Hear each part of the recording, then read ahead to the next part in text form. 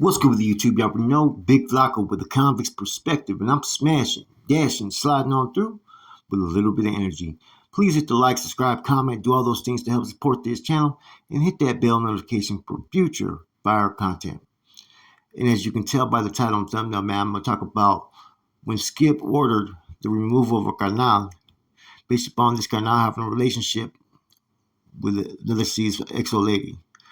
And this is one that really kind of affected a lot of people because, both Carnales were considered good dudes, right? Robert Pony Mares from Saho, right? Longtime NF member, one of Skip's right-hand man, passed away, due to cancer. He got caught up with the Blancos back in the 90s, man, on a major fucking PCP case. Then you got George Lucky Mendoza. One I was just talking about the other night was one of the main ones that was pushing the NR back in the early 80s. Nuestra Raza and the structure and whatnot became a carnal. And was a gangster, was with the business, man. There was nothing weak about Lucky whatsoever. So I'm there, I'm present. In 2002, I'm on a parole violation. And I'm there with Huicho, Half Dead's there, Lencho. Who else is there? Green Eyes from Salas was there, I believe. A whole bunch, a lot of homeboys. Rascal from San Fran, Bandit from Watsonville, Willow from Sanjo, Top from Vallejo.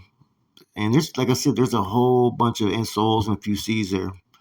The Carnales there were, like I said, were Lencho, Huicho, Gonzo, and Lucky Mendoza.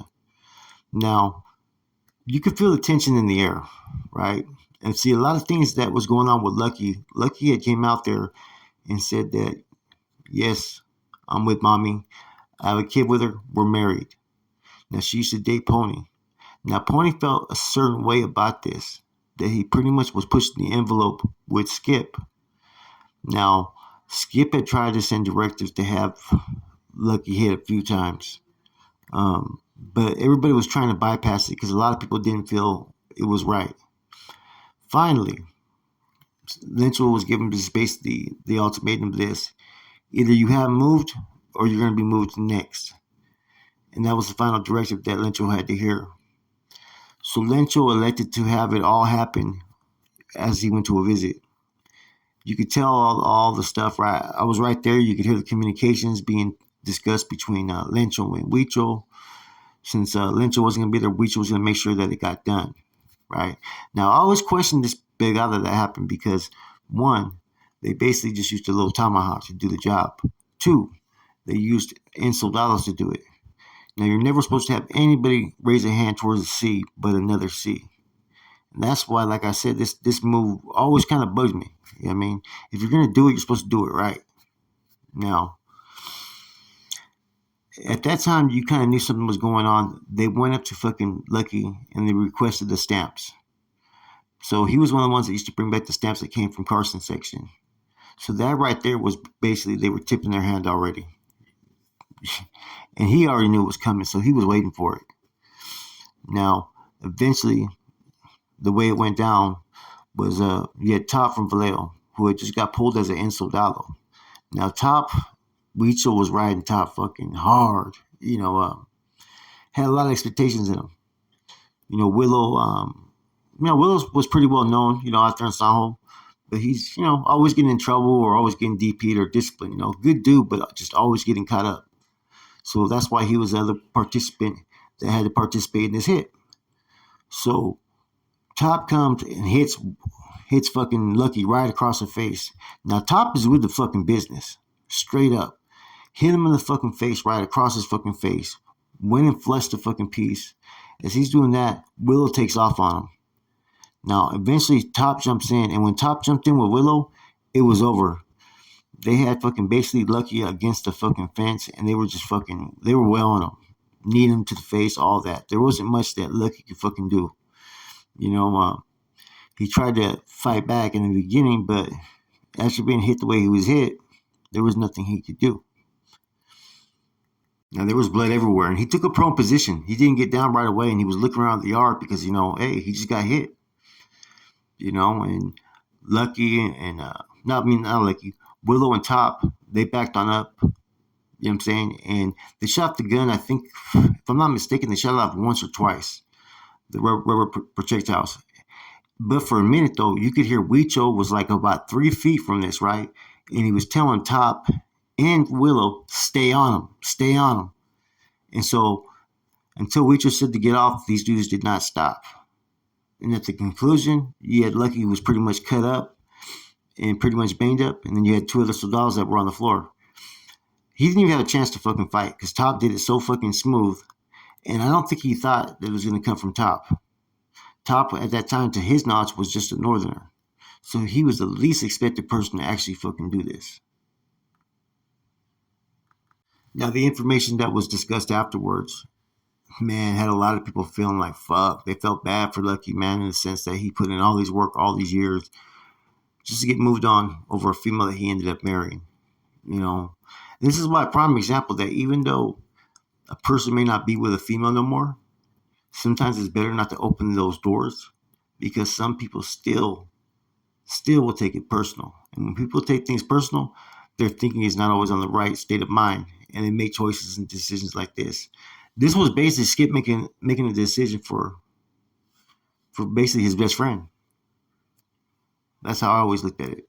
Now, Lucky had also been making waves too in regards to Dancing Bear, okay, and was told to pretty much, mind his own affairs because there was a time period when Dancing Bear had got caught with pornography, but in that pornography, there was some child stuff.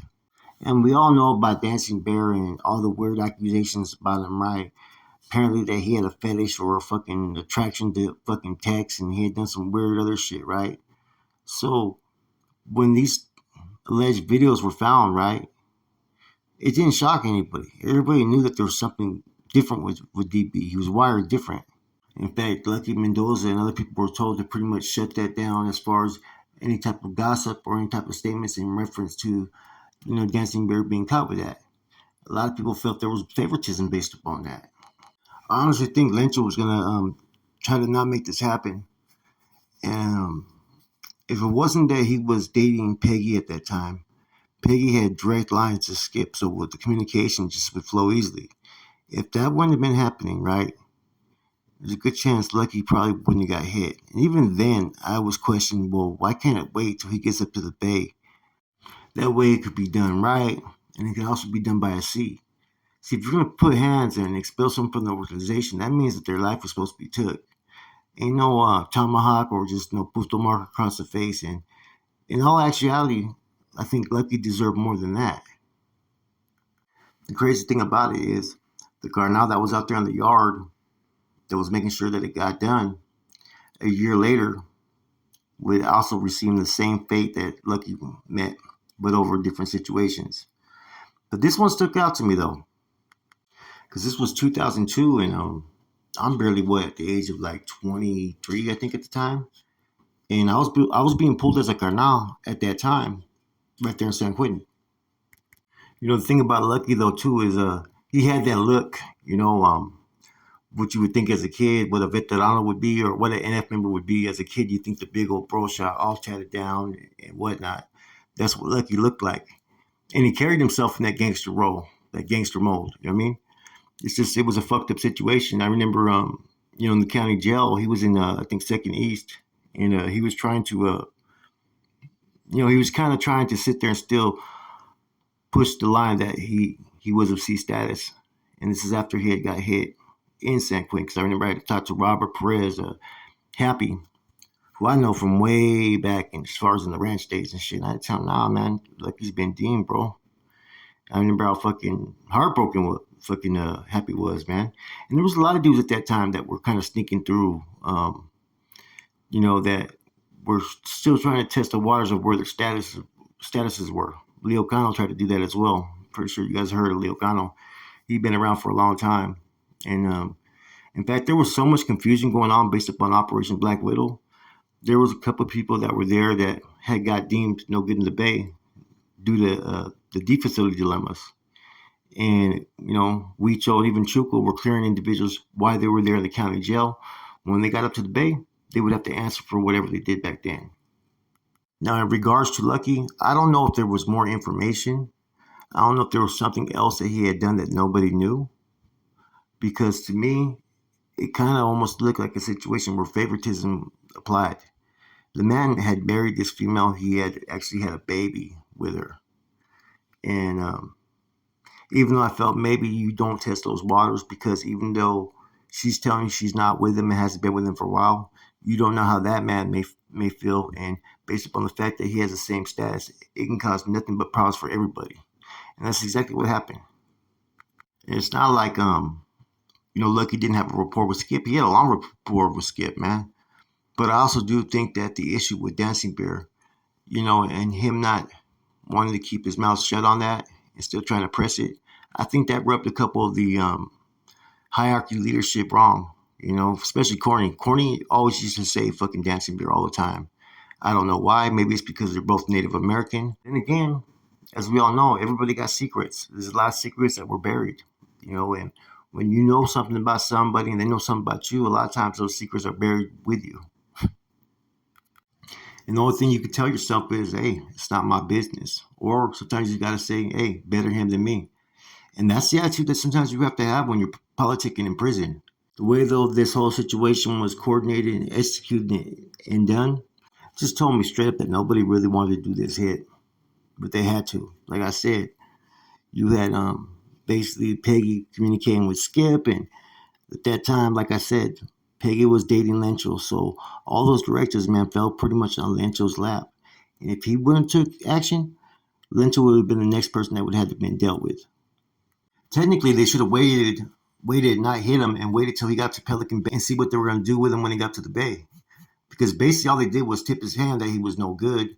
They didn't kill him.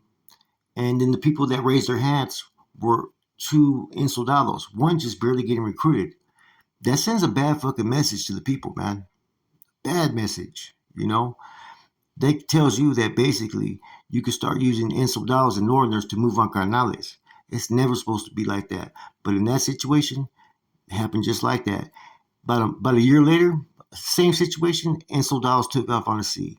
See, what I'm trying to get at is sometimes maybe it's better to wait either till they get to the streets or till they get up to the Bay or Corcoran. Therefore, you can have them fucking dealt with the right way, the NF way, which means taking their life. With that said, your boy Flacco, Convict's Perspective, I'm gone.